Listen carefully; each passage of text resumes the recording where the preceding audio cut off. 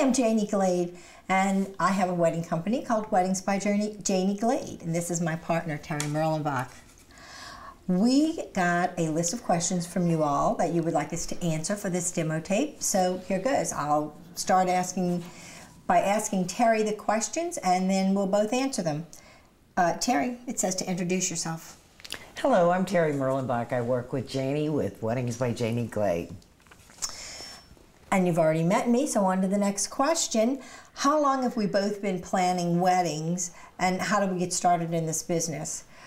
I've been planning weddings for about 25 years now, and I got started in this business by doing charity work. I sit on the board of many of the local charities, and I got involved in planning fundraisers and special events, and then I worked in marketing as the marketing director for the Make-A-Wish Foundation. One thing led to another. I found I liked doing it, so that was a long time ago. And I've been planning private parties, special events, and now exclusively weddings. So, and Terry here actually planned the wedding at Cana, so she's been around for a while. I've been around many decades, in fact 3 decades I might add, and I got started out in the hotel business, doing conventions and social events, and then branched out into weddings, and that brings me pretty much up to date. How would we describe our style, and do we have a signature style? I'm not exactly sure what you mean by style. If you mean, do we put our seal on an event, then I'm going to have to say that we try very hard not to do that because it's not our wedding.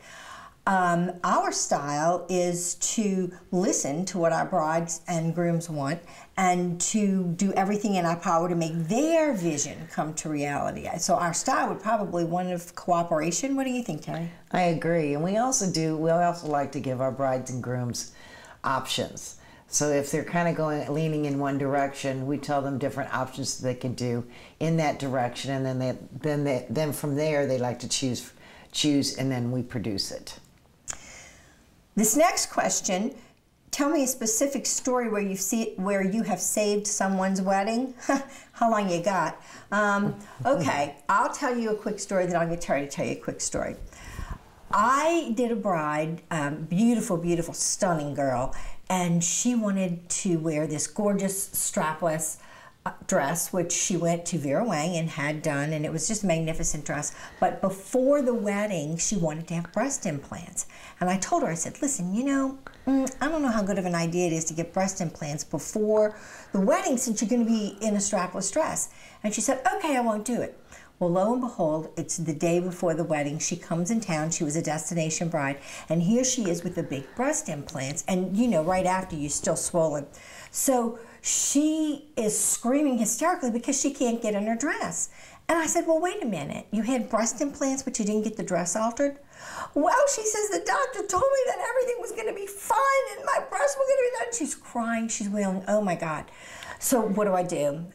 Duct tape. It is a bridal planner's best friend. I said, hold your arms up. So she's got the arms up in the air, and I'm literally going around the breast with a wad of duct tape. Then I took some toupee tape and went all around the top of the bodice with the toupee tape. We pull the dress up, lay the girl on the bed to zip it up. I think she's going to die because she now has cleavage up to her chin, but the dress is on.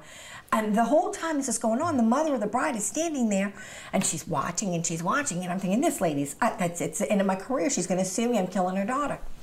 Well, the mother of the bride says as she stands up, wow, that's really great cleavage. So there's one of my stories. Okay, Terry, you're in. I don't know which story to choose, but let's see. I had one particular bride was a little bit fussy. Very particular in her details. So as she was getting married and it was 10 minutes to come into the wedding reception, her 5-tier cake fell on the floor 10 minutes prior to her arrival. So that was quite an interesting way to patch up, an interesting thing to do to patch up a cake as a wedding planner.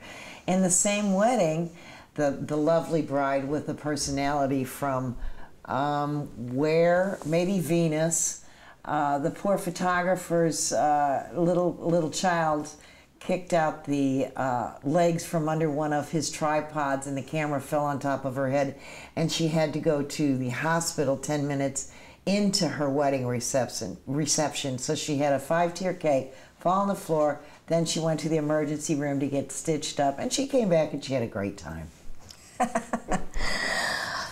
So you see, we've been around the block a few times. You would like to know now about some of the current weddings that we're planning. I can tell you a few things. A lot of our brides are big names, so we're not allowed to say everything that we do, but 2 of the ones that we are planning right now, I will tell you about a bride from New York, and she is a social worker. She's marrying an investment banker. They are coming to New Orleans to get married, and they're bringing 300 of their closest friends. So it's going to be a lovely wedding. She's having her ceremony at Temple Sinai, the oldest Reformed congregation here in New Orleans.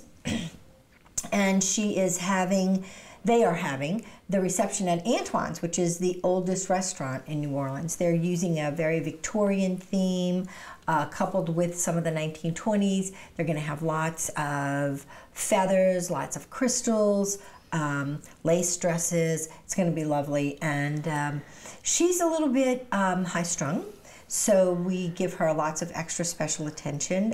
She's the kind of bride that you can't give 15 options to because she would never make a decision. So we pick out the best 3 that we think she's going to be interested in, and after she turns those down, we go to the next 3. And after she eventually ends up seeing all 15 anyway, we usually are able to come up with a plan. So far, things are going great. It's going to be an absolutely stunning wedding. We're very excited about it.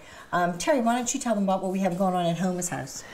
We also have a wedding coming up that we're planning at Homa's house, which is a plantation here up River Road in Louisiana. It's newly renovated, a few years old, in total renovations. It's absolutely magnificent. The grounds, the gardens, the inside of the house, and even the peacocks running around the campus, so to speak. So we will be moving around 300 people from New Orleans out to Homa's house, which is about an hour and 45 minutes away, and we will be having a lovely wedding ceremony there, a cocktail hour, as well as a sit-down dinner. So, moving all 300 guests all the way back to New Orleans to their proper hotels. All of these people are from out of town, and so we really want to impress them with some beautiful New Orleans sights, as well as the Old South plantations. The next question is, what are some of the most unusual and unique weddings that we've ever planned? One comes to mind specifically. It was a second wedding. It was also a Jewish wedding, and they got married at the Swamp, which is an exhibit at the Audubon Nature Institute. And what was unusual about it was, first of all, that it was a crawfish boil for a nice Jewish girl. And secondly, the day before the wedding, all the bridesmaids and the brides had laid out in the sun, and they had circles around their eyes from their sunglasses. So when they were getting ready, the makeup artist came, and she just couldn't blend the line to hide the circles. So I called in a face painter. It was great because they were getting married at the Nature Institute. We painted a mask on every girl's face. One was a tiger, one was a zebra, one was a giraffe. So as they were coming up the aisle, all the guests were just like, oh, they thought it was part of the gig. So it was really a lot of fun. We had a good time with that. One of mine, there's so many. One of mine was, I used to be the director of special events at the Audubon Zoo here in New Orleans, and one of mine was bringing an elephant to the ceremony. It was an Indian wedding, and one of their traditions is the groom sits on top of an Asian elephant and arrives to the ceremony via an Asian elephant, with his father leading the elephant into the ceremonial area. So that was one of my funnest animal stories from the Audubon Zoo.